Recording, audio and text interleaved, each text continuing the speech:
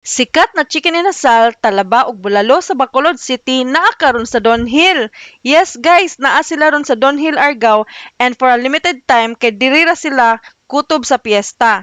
So dito mi nanihapon karon sa Beg's Chicken Inasal ug wa jud ko nagmahay na mao among gi-order kay sama jud sa kalami sa inasal na akong natilawan adto niadto mi sa Bacolod.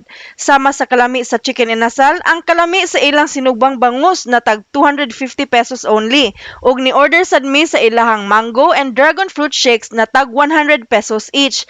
Grabe, busog kayo mi karong gabi una.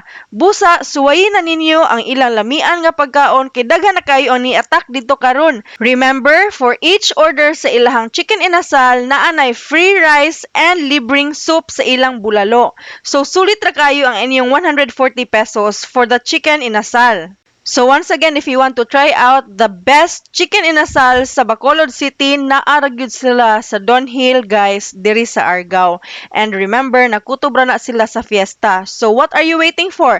Attack na mo! And don't forget to bring your friends and your family and support Beg's Inasal para makatilaw mo sa ilang lamian at chicken inasal, ilang shrimp, ang ilang mga barbecue, ilang bulalo, and ilang beef mommy and mommy pares na apod sila ana guys.